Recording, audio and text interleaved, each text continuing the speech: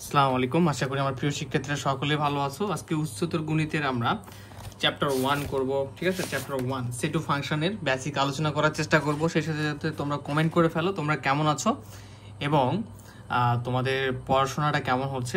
যেহেতু আজকে আমাদের মূল ক্লাসের প্রথম ক্লাস, সো তোমরা সকলে মনোযোগ দেওয়ার চেষ্টা করবো এবং আজকে বেসিক আলোচনা করব।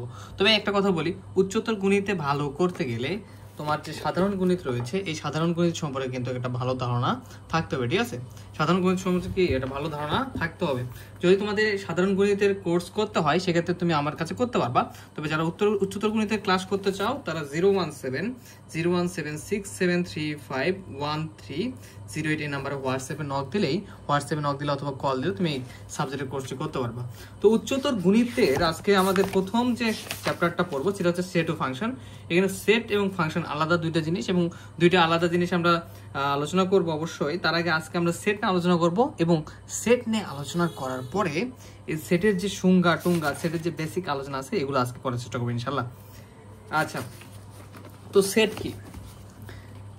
সেট সম্পর্কে যদি আমরা চিন্তা করি তাহলে আজকে আমাদের কি সকলে আমরা অনেক রিল্যাক্স ভাবে বোঝার চেষ্টা করবো। খাতা নিয়ে বসবো, তোমরা অবশ্যই রিল্যাক্স ভাবে বোঝার চেষ্টা করবা। আই হোপ খুব ভালোভাবে বুঝতে পারবো। Chapter 1, right? আজকে আমাদের ক্লাস চ্যাপ্টার 1। ওকে, তো চ্যাপ্টার 1 এর আমি আশা করি যে তোমরা খুব সুন্দরভাবে দেখতে পাচ্ছ।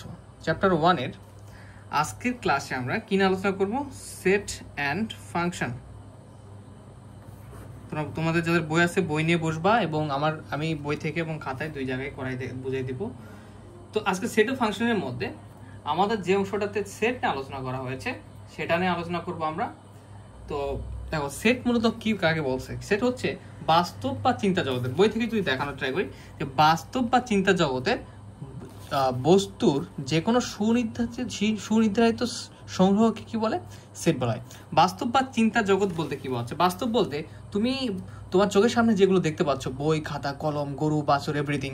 কাল্পনিক বা চিন্তা জগৎ বলতে বোঝায় তুমি যেগুলো কল্পনা করতে পারো, যেমন যে কোনো জিনিস যেগুলো তুমি কল্পনায় আনতে পারবে, সেই ব্যাপারগুলোর বস্তুর, সেই জগতের বস্তু হতে হবে বস্তুর কি সুনির্ধারিত সংগ্রহ। সাপোজ তুমি বাস্তব জগতে চিন্তা করলা রহিম, করিম এবং হচ্ছে আমার নাম লিখি সোহান, এই তিনজন তোমার বন্ধু। বাস্তব জগতের এই তিনটা হচ্ছে বস্তু, এদের সংগ্রহকে সেট বলা হবে এবং এদের সংগ্রহ কি বলা হবে? সেট। এই যে তিনটা তোমার বন্ধুর যে সংগ্রহ করলাম তিনটা, এই তিনটা বন্ধুকে আমরা সেট বলতেছি একসাথে, সুনির্ধারিত সংগ্রহকে। এই যে বন্ধুগুলোর সংগ্রহ করলাম এদেরকে কোমা দিয়ে লিখবো এবং এই যে সেকেন্ড ব্র্যাকেট ক্লোজ করে দেবো, তখনই এদেরকে আমরা সেট বলতে পারবো। আর সেটকে আমরা সাধারণত ইংরেজি যে আলফাবেটগুলো রয়েছে এ বি সি ডি, এগুলো যে বড় হাতের আলফাবেটগুলো যেগুলো, ঠিক আছে, এ বি সি ডি বড় হাতের আলফাবেটগুলো দ্বারা প্রকাশ করি। তোমরা চাইলে এই সেটটাকে তোমরা চাইলে বড় হাতের এ দ্বারা প্রকাশ করতে পারবে, এস দ্বারা প্রকাশ করতে পারবে, বড় হাতের ডি দ্বারা প্রকাশ করতে পারবে, কোনো সমস্যা নেই। তো সেটের ব্যাপারটা ক্লিয়ার যে আসলে সেট বলতে কি বোঝাচ্ছে? সেট হচ্ছে এমন একটা জিনিস তুমি যেগুলো চিন্তা করতে পারতেছো সেগুলো একটা সংগ্রহ, সেই সংগ্রহগুলোকে কি করতেছি আমরা? সেট বলতেছি। ওকে, ফাইন। আচ্ছা, তো আমাদের এই ব্যাপারটা ক্লিয়ার এখানে যে মোটামুটি যে সেট জিনিসটা কি। তো তোমাদের সাধারণ গণিত যাদের রয়েছে, সাধারণ গণিত সকলেরই রয়েছে, রাইট? তো সাধারণ গণিতে কিন্তু সেট নিয়ে পেপারগুলো ডিটেলস আলোচনা করা আছে আমাদের কোর্সে, ক্লাসে। তবে আমি উচ্চতর গণিতে এই বিষয়টা আলোচনা করবো, কেননা আমার যারা স্টুডেন্ট তারা যেন আবার এখানে এসে সেই প্রবলেমটা ফেস না করে যে তুমি যেই ব্যাপারগুলো আর সাধারণ গণিতে করানো হয়েছে এখানে এসে বুঝতে পারতেছ না, এই ব্যাপারগুলো যেন না হয় সেজন্য আমরা ডিটেলসে করানোর চেষ্টা করবো, আগার চেষ্টা করবো। আচ্ছা, তো এই সেটের কিছু ব্যাপার থাকতে পারে, যেমন ধরো বলতে পারে যে 10টি বিজোড় স্বাভাবিক সংখ্যার সেট লেখো। 10টা বিজোড় স্বাভাবিক সংখ্যার সেট লেখো। তাহলে তুমি কিভাবে লিখবা? প্রথমত তোমাকে হচ্ছে বুঝতে হবে বেজোড় সংখ্যা কোনগুলা, ঠিক আছে? তো বেজোড় হচ্ছে কোনগুলা? হচ্ছে ধরো আমি তো লিখি বেজোড় হচ্ছে 7, রাইট? এরপর হচ্ছে 17, এরপর হচ্ছে মেবি 29, এরকম। তো এই বেজোড় সংখ্যাগুলো আমরা কয়টা নেবো? এরকম বেজোড় সংখ্যা নেবো, তারপর হচ্ছে 3, 5, 10টা বেজোড় সংখ্যা নেবো, স্বাভাবিক বেজোড় সংখ্যা নেবো, নিয়ে সেকেন্ড ব্র্যাকেট ক্লোজ করে দেবো। এই যে বেজোড় সংখ্যার সংগ্রহ হচ্ছে এটা 10টা বেজোড় সংখ্যা আমাদের কি সেট। ওকে, তো এরকম পূর্ণ সংখ্যা আছে, বাস্তব সংখ্যা আছে, এগুলো সম্পর্কে আমরা জানবো ধীরে ধীরে। আচ্ছা, বলি আমরা কিভাবে আগাবো, আমাদের পড়াশোনাটা কন্টিনিউ হবে, তোমার অনেক কোশ্চেনই থাকবে, কিন্তু অধ্যায়টা শেষ করার পর আর কোনো কোশ্চেন থাকবে না, ঠিক আছে? সো আমরা যখন যে ক্লাস করবো সেই ক্লাসের মেইন টপিকগুলো বোঝার চেষ্টা করবো। সাপোজ মনে করো যে এরা বলা আছে যে 2 4 6 এই তিনটা সংখ্যার কি তিনটা সংখ্যার সেট, তিনটা সংখ্যার সেটকে তুমি কিভাবে প্রকাশ করবে? তিনটা সংখ্যার সেটকে তুমি যে কোনো বড় হাতে আলফাবেট এ থেকে জেড পর্যন্ত ইউজ করবা। আমরা বি ইউজ করলাম, বি ইকুয়াল সেট দ্বারা প্রকাশ করে যে এই তিনটা সংখ্যাকে, এই সংখ্যার সংগ্রহকে, তাহলে বি সেকেন্ড ব্র্যাকেট 2 4 6, রাইট? আচ্ছা, তো সেটের বেসিক আলোচনা আমরা কন্টিনিউ করতেছি, এখনো ধীরে ধীরে আমরা আরো সামনের দিকে আগানোর চেষ্টা করব। তো এই যে সেটটা বি সেট নিলাম এখানে 2 4 6, এই বি সেটের প্রত্যেক সদস্যকে আমরা কি বলবো? উপাদান বলবো। দেখো এখানে 2 একটা সেটের উপাদান, 4 একটা সেটের উপাদান, 6 একটা আমাদের সেটের উপাদান। তাহলে আজকে আমরা প্রথমেই কি নিয়ে আলোচনা করতেছি? সেট নিয়ে আলোচনা করতেছি। এবং তোমরা ক্লাস করতেছো কোথায়? হোম টিউটর 55 এ, ঠিক আছে? হোম টিউটর 55 একাডেমি, আমি তোমাদের সোহান ভাইয়া। ওকে, তো দেখো সেট নিয়ে আলোচনা করতেছি এবং তোমরা যারা ক্লাস করতেছো তাদের সংগ্রহটাকে নিয়েও একটা সেট, এবং এই সেটের যে উপাদান সদস্যগুলো রয়েছে, সেই সদস্যগুলো থাকে তাদেরকে আমরা কি বলতেছি? উপাদান বলতেছি। ওকে, আমরা ধীরে ধীরে আগানোর চেষ্টা করি। আচ্ছা, এখন এই উপাদান প্রকাশের চিহ্নটা কেমন? সাপোজ আমরা তো বলতেছি মুখে মুখে যে ধরো সাপোজ যদি একটা সেট হয় বি ইকুয়াল এ বি, তাহলে এখানে আমরা বলতেছি যে বি এর উপাদান এ, বি সেটের উপাদান বি বলতেছি, কিন্তু তুমি এটা চিহ্ন দ্বারা গণিতের ভাষায় কিভাবে প্রকাশ করবে? গণিতের ভাষায় কিভাবে প্রকাশ করে বোঝাবে যে এই বি সেটের উপাদান এ বি? তো এই উপাদানের চিহ্নটা প্রকাশ করার চিহ্নটা হচ্ছে, যে উপাদানের প্রকাশ করার চিহ্নটাকে বলা হয় বিলংস টু। কি বলা হয়? বিলংস টু, ঠিক আছে? সাপোজ এ হচ্ছে কি বি সেটের উপাদান, তাহলে লিখবা এ বিলংস টু বি। মানে কি বোঝাচ্ছে? যে এ বিলংস টু বি মানে এই বি সেটের উপাদান একটা হচ্ছে এ। ওকে, বি বিলংস টু বি, বড় হাতের বি, এই বি এর একটা সদস্য হচ্ছে আমাদের বি উপাদান, ঠিক আছে? এই বি সেটের একটা সদস্য বা উপাদান হচ্ছে বি। এখানে যেমন দেখো 2 4 6, তার মানে কি হবে? তোমাদের এটা হোমওয়ার্ক, তোমরা খাতায় করে ফেলো যে এটাকে তোমরা কিভাবে বি সেটের উপাদান 2 4 6 কে প্রকাশ করবা। দেখো 2 বিলংস টু বি মানে কি? বি সেটের একটা উপাদান 2। এই বিলংস টু দ্বারা বোঝাচ্ছে যে এই বি এর সদস্য 2, ঠিক আছে? এখানে 3 যদি লিখি বা 4 আছে আমাদের এখানে, 4 বিলংস টু বি মানে কি? এই বি এর সদস্য 4, কিন্তু 5 বিলংস টু বি যদি লিখি, তাহলে দেখো এখানে 5 আছে সেটে, 5 নাই। 5 না থাকার কারণে এই বি সেটের সদস্য তো 5 হতে পারে? কখনো 5 হতে পারবে না। তখন আমরা কি করবো? এটাকে নট বিলংস টু দিয়ে দেবো। যেহেতু এই সেটের ভিতরে 5 নাই, কিন্তু তুমি এখানে লিখে দিচ্ছ যে বি বিলংস টু 5, এটা কখনোই সম্ভব না, কেননা বি সেটের ভিতরে 5 কোনো উপাদান নেই। তখন তুমি এটাকে টান দিয়ে ক্লোজ করে দিবা, টান দিয়ে বলে দিবা যে তুমি বি এর সদস্য না। এরকম এখানে যদি আমরা লিখি যে সি বিলংস টু বি, সম্ভব? এই সেটের ক্ষেত্রে এখানে এ বি আছে উপাদান শুধু, এটার ক্ষেত্রে কি সম্ভব বি বিলংস টু সি? সম্ভব নয়। বি সেটের উপাদান কখনোই সি হবে না, কেননা এখানে সি নেই। তার মানে এটাকে তুমি একটা ক্লোজ মেরে দাও, এভাবে টান দিয়ে বলে দাও যে না, তুমি সি বি সেটের সদস্য না, মানে তুমি আমার বন্ধু না। তোমাকে যে বন্ধু না তাকে তুমি বন্ধু হিসেবে গ্রহণ করবে না, তাকে কি করে দেবা? বলে দিবা যে ভাই তুই আমার বন্ধু না, তুই সরে যা। তাই এখানে আমাদের যে ব্যাপারগুলো ক্লিয়ার করলাম আমরা এতটুকু লেকচারে, সেটা আমি ক্লিয়ার করি। সেট জিনিসটা কি? সেটকে কিভাবে প্রকাশ করা হয়? সেকেন্ড ব্র্যাকেট দিয়ে এবং কোমা দিয়ে প্রকাশ করবা যা চাচ্ছে সেটের ভিতরে তোমার যা প্রয়োজন সেটা সংগ্রহ সারা, এবং এই বড় হাতের আলফাবেট দ্বারা আমাদের প্রকাশ করতে হয়। এবং সেটের উপাদান বোঝানোর জন্য আমাদের কি করতে হয়? বিলংস টু ইউজ করতে হয়, এবং বিলংস টুর মাধ্যমে আমরা বোঝাতে পারি যে এই বান্দা এই সেটের উপাদান, রাইট? ফাইন, আই হোপ যে তোমাদের এখানে কোনো প্রবলেম নাই। যদি প্রবলেম থাকে তো ক্লিয়ার করার জন্য বলবা। এখানে আমরা উচ্চতর গণিতে সাধারণ গণিতের বিষয়গুলো একটু কম আলোচনা করবো, ঠিক আছে?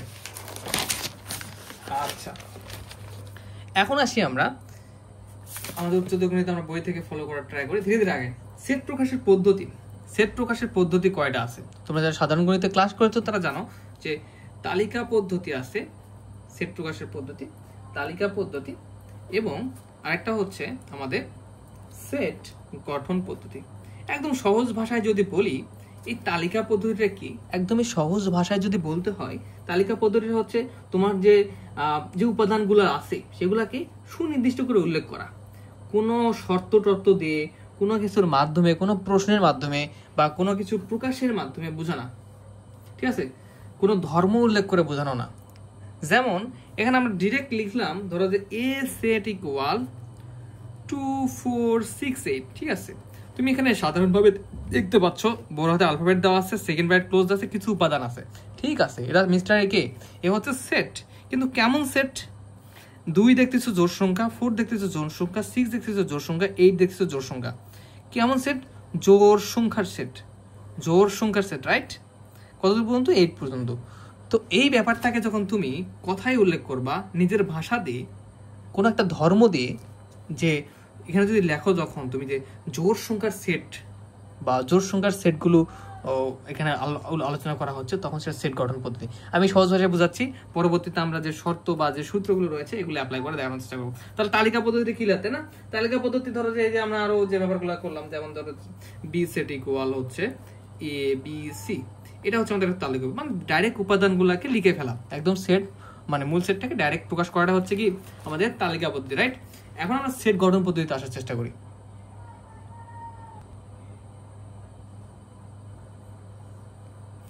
আচ্ছা, এখন আমরা সেট গঠন পদ্ধতিটা আলোচনা করি। সেট গঠন, তো দেখো সেট গঠন পদ্ধতি আলোচনার ক্ষেত্রে আমরা যে আগে আলোচনা করেছি, আমরা সেই বিষয়টা নিয়েই আলোচনা করব আবারও। দেখো আমরা এ সেট, এটা কি তালিকা পদ্ধতি না? 1 2 3 নিলাম, তো এটাকে আমরা কিভাবে প্রকাশ করতে পারি? এটাকে আমরা প্রকাশ করতে পারি তালিকা পদ্ধতি, রাইট? আবার একটা আমরা সেট নিলাম যখন, সি ইকুয়াল যে 2 4 6 8 10 12, ঠিক আছে। এটাকে আমরা কিভাবে সেট গঠন পদ্ধতিতে আলোচনা করতে পারি, সেট গঠন পদ্ধতিতে লিখতে পারি? দেখো সেট গঠন পদ্ধতিতে লিখতে গেলে আমাদের যেভাবে লিখতে হবে, যে এগুলোর জন্য, এই চলকগুলোর জন্য, এই মানগুলো উপাদানের জন্য আমাদের একটা চলক ধরে নিতে হবে। চলক বলতে তুমি এই মানগুলোকে প্রকাশ করতেছো, উপাদান, প্রত্যেক উপাদানের জন্য আমরা একটা উপাদান ধরে নিলাম, একটা চলক নিলাম যে এক্স দ্বারা বোঝাচ্ছে, সেটের প্রত্যেকটা উপাদানকে এক্স দ্বারা বোঝাচ্ছে, এই প্রত্যেকটা উপাদানকে এক্স দ্বারা বোঝাচ্ছে, এক্স ইজ টু এক্স দিবা, ঠিক আছে। এখন এখানে কি বলছে দেখো তো, 2 4 6, এটা কিন্তু সেট গঠন পদ্ধতি। 2 4 6 8 10 12, তুমি দেখতে পাচ্ছ 12 পর্যন্ত সবগুলো জোড় সংখ্যা। তাহলে এখানে কি নিছে আমাদের? জোড় স্বাভাবিক সংখ্যা, জোড় স্বাভাবিক সংখ্যা। তাহলে আমরা সেট গঠন পদ্ধতিতে প্রথমে কি কাজ করলাম? এই উপাদানগুলোকে আমাদের কথায় কথায় প্রকাশ করতে গেলে বা কোনো একটা ধর্মতে প্রকাশ করতে গেলে এই সংখ্যাগুলোকে ধরে নিলাম যে এই বান্দাগুলা হচ্ছে এক্স, এবং এই এক্সগুলা কি প্রত্যেকটা জোড় স্বাভাবিক সংখ্যা। ধরে নিলাম এই বান্দাগুলা এক্স, আর এই এক্সগুলা কি প্রত্যেকটা জোড় দেখা পাচ্ছি বা স্বাভাবিক সংখ্যা কতদূর পর্যন্ত, এবং এই যে জোড় স্বাভাবিক সংখ্যা কতদূর পর্যন্ত? 12 পর্যন্ত, 12 পর্যন্ত।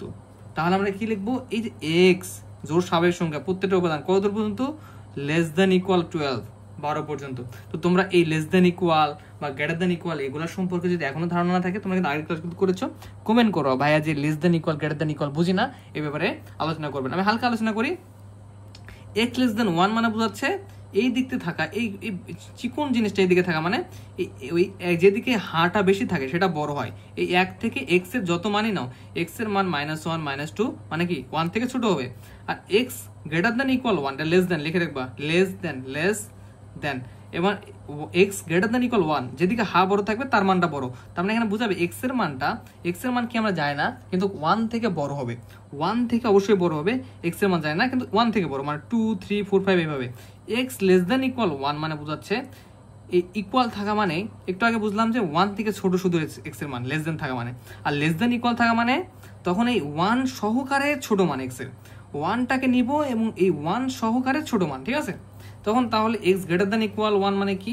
মানে এই এক্স 1 সহকারে 1 থেকে বড় মান, ঠিক আছে। মানে কি এখানে কি হবে তাহলে? 1 সহকারে 1 থেকে ছোট মানে কি 1 2 3 4।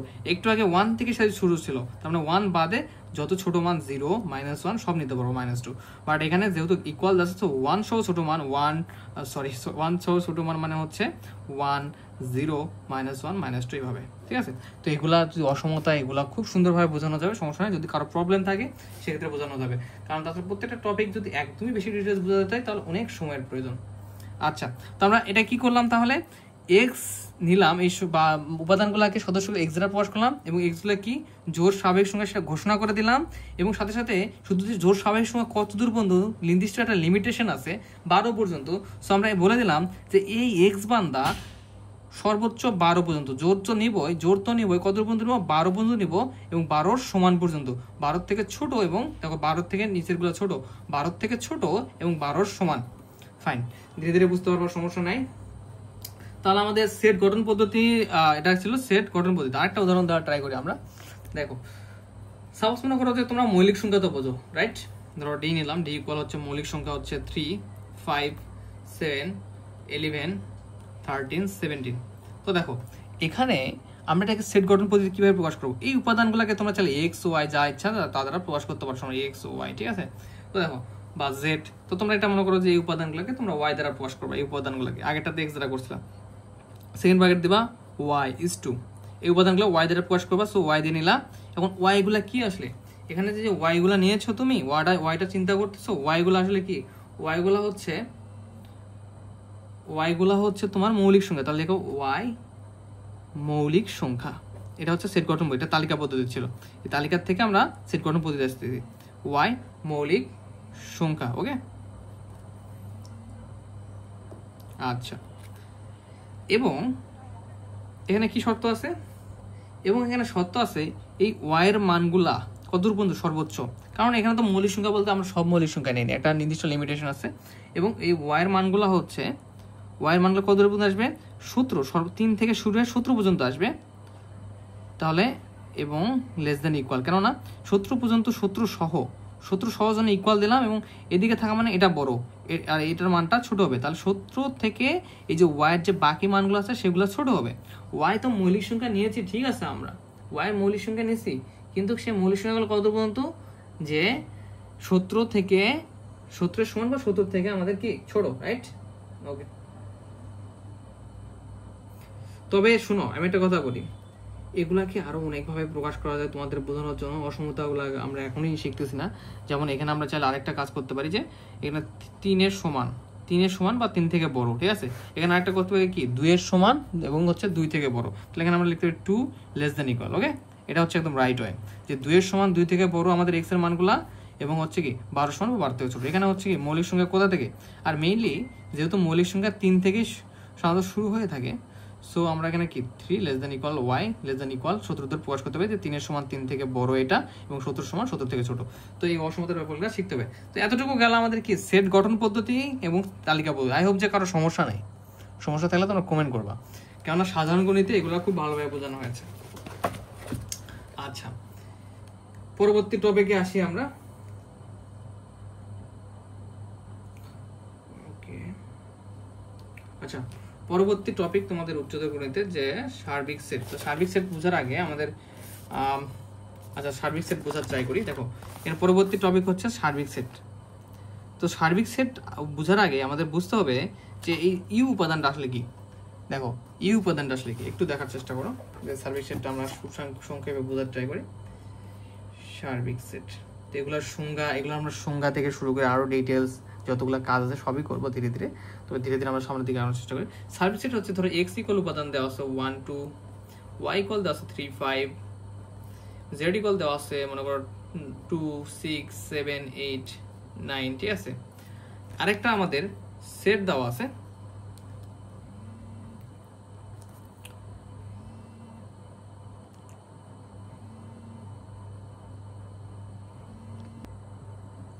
তো এখন এই পুরো সেট সবগুলো মানগুলা কিন্তু আমরা এই ইউ এর মাধ্যমে প্রকাশ করি 1 2 3 5 6 3 4 5 6 7 8 9 10। তো দেখো এগুলোর মধ্যে এই সবগুলোর মধ্যে এই উপাদানগুলো বিদ্যমান, রাইট? যে এই উপাদানগুলোকে আমরা বলছি সার্বিক সেট। যে আসলে এইগুলোর জন্য এই এক্স ওয়াই জেড এর জন্য ইউ হচ্ছে সার্বিক সেট। স্বাভাবিকভাবে কথা বলতে গেলে এমন একটা সেট আমাদের, যার ভিতরে আমরা যে আর নতুন যে সেটগুলো নিচ্ছি ছোট ছোট সেট, এই সেটগুলা এটার ভিতরে বিদ্যমান, তাকে আমরা বলতেছি সার্বিক সেট। তো সার্বিক সেটটা আমরা যদি একটু বইয়ের ভাষায় দেখার চেষ্টা করি, দেখো বই কি বলতেছে। বলতে সার্বিক সেট হচ্ছে, মনে করি এস একটা সেট দেওয়া আছে, টি একটা সেট দেওয়া আছে, পি একটা সেট দেওয়া আছে, এবং এখানে সবচেয়ে কমন শর্ত ধনাত্মক পূর্ণ সংখ্যা। কমন শর্ত কি? ধনাত্মক পূর্ণ সংখ্যা, রাইট? এবং তাহলে এখানে যে শর্তগুলো দেওয়া আছে দেখো, লেস দেন ইকুয়াল মানে 16 থেকে ছোট হবে 5x এর মান, এক্সট্রা কি হবে? ধনাত্মক পূর্ণ সংখ্যা, মানে 1 2 3 4 5 যে কোনো কিছু হতে পারে। 20 থেকে x স্কয়ারের মান ছোট, x এর মানটা কি হবে ধনাত্মক পূর্ণ সংখ্যা, 2 এর সমান বা 2 থেকে ছোট হবে x এর মান, √x এর মান, কিন্তু x টা হচ্ছে কি হবে ধনাত্মক পূর্ণ সংখ্যা। তাহলে এই সেট তিনটির উপাদান সমূহ u ধনাত্মক পূর্ণ সংখ্যা সেটটির উপাদান নিয়ে গঠিত। বলে আছে যে x এর উপাদানগুলো আমাদের মাস্ট বি সবসময় ধনাত্মক পূর্ণ সংখ্যা হবে, ঠিক আছে। সো আমরা হচ্ছে এই যে ইউটাকে আমরা কি করব, ইউটা হচ্ছে ধনাত্মক, এই ধনাত্মক এই সংখ্যাটার মধ্যেই এর মানগুলো সব বিদ্যমান, যার ফলে এই এসটিপি যে সেটগুলো আছে এই সেটগুলোর জন্য আমরা ইউটাকে সার্বিক সেট বিবেচনা করতে পারবো, ঠিক আছে। মনে করো তোমার অনেকগুলা বন্ধু বান্ধব রয়েছে, তুমি তাদের মধ্যে 2জন 2জন 3জন 4জন করে বন্ধু নিয়ে একটা করে সেট তৈরি করলা, এবং সেই সেটগুলোতে দেখলা তোমার যে অনেকগুলো বন্ধুগুলো রয়েছিল সবগুলো মিলে একটা সেট রয়েছিল, তাদের মধ্যে এই বন্ধুগুলো বিদ্যমান, তাদের সেই যে সেটগুলো ছোট ছোট সেট নিলাম, সেই সেটের বন্ধুগুলা তোমার সবগুলো সেট বন্ধুর মধ্যেই রয়েছে, তার মানে এটা কি তোমাদের জন্য সার্বিক সেট। এবং এখানে আরো কিছু বিষয় আমাদের জানতে হবে যে n দ্বারা আমরা বুঝাই সাধারণত সকল স্বাভাবিক সংখ্যা বা ধনাত্মক পূর্ণ সংখ্যার সেট, ঠিক আছে, 1 2 3 ডট এভাবে। আবার জেড দ্বারা আমরা কি বুঝাই, সকল পূর্ণ সংখ্যার সেট, জেড দ্বারা আমরা বুঝাই সকল পূর্ণ সংখ্যা। সকল পূর্ণ সংখ্যা বলতে আমাদের হচ্ছে ঋণাত্মক পূর্ণ সংখ্যা এবং ধনাত্মক পূর্ণ সংখ্যা দুটা ব্যাপারই বোঝায়। আমি আসলে বুঝতে পারছি না তোমরা এটা জেনারেল ম্যাথে পড়ছো কিনা, না পড়লে আমি প্রতিটা জিনিস আমি ভালোভাবে বুঝাই দেবো।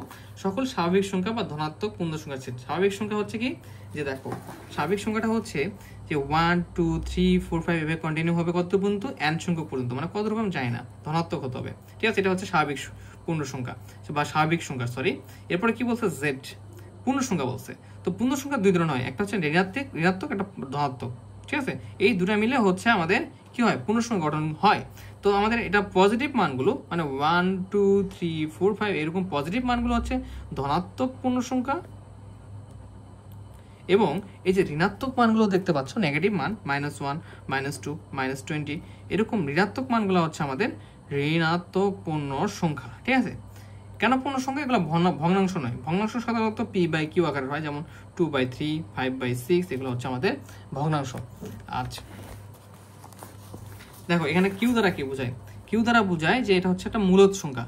তো আই হোপ যে তোমরা এটা হচ্ছে সাধারণ গুণতে এই মূলদ অমূলদের ব্যাপারগুলো পড়ে এসেছো। তারপরে একটু বলি যে জাস্ট খালি মনে রাখো আজকে যে এটা কিউ দ্বারা কি বোঝায়, আমাদের মূলদ সংখ্যার সেট বোঝায়। এবং আর দ্বারা বোঝায় হচ্ছে সকল বাস্তব সংখ্যার সেট বোঝায়, ঠিক আছে।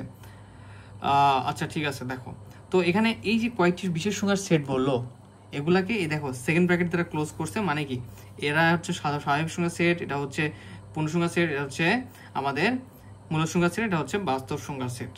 তো আজকে আমাদের ক্লাসটায় 20 মিনিট পর্যন্ত থাকুক, নেক্সট ক্লাসে আমরা আরও অনেক কিছু আলোচনা করবো ধীরে ধীরে, ঠিক আছে। এই 20 মিনিটের ভিতরে যে ব্যাপারগুলো আগামী ক্লাসে আবার নতুন করে আলোচনা করতে হবে সেগুলো কমেন্ট করবা, এবং আমি ধীরে ধীরে আর কি তোমাদের একটা সিস্টেমের মধ্যে আনবো ইনশাল্লাহ, ঠিক আছে। যেমন এখানে অনেক বিষয় রয়েছে, যে বাস্তব সংখ্যা রয়েছে, মূল সংখ্যা রয়েছে, এগুলো যেগুলো তোমাদের সাধারণ গণিতের বিষয়, এই বিষয়গুলো যদি এখন এটাতেও যদি একবারে ডিটেলস আলোচনা করতে চাই, সেক্ষেত্রে তোমাদের কি হবে, তোমাদের উচ্চতর গণিতে আমি আগাইতে পারবো না। এর ফলে তোমাদের যেটা করতে হবে যে তোমাদের অবশ্যই তোমাদের এই যে সাধারণ গণিতটা কিন্তু ভালো একটা প্রিপারেশন থাকতে হবে তোমাদের। এর জন্য তোমরা যদি পারো, যদি চাও, যদি তোমরা সাধারণ গণিতের ক্লাসটাও আমার কাছে করতে পারো, সমস্যা নেই, বা তোমরা যেখানে পড়তেছো সাধারণ গণিতের উপর একটা ভালো প্রিপারেশন নিবা, তাহলে আমরা দ্রুত উচ্চতর গণিতটা শেষ করতে পারবো। নেক্সট ক্লাসে আমরা আরও যে বাকি যে বেসিক ব্যাপারগুলো রয়েছে, টপিকগুলো রয়েছে, সেগুলো আলোচনা করবো। ধন্যবাদ সবাইকে, আসসালামু আলাইকুম। আর তোমরা অবশ্যই কমেন্ট করবা যে ক্লাসটাতে কতটুকু উপকৃত হলো বা বুঝতে পারলা, এবং ক্লাস নোট করবা, তোমরা অবশ্যই নোট করে আমাদের এই গ্রুপে তোমরা পোস্ট করবা, ঠিক আছে। ধন্যবাদ।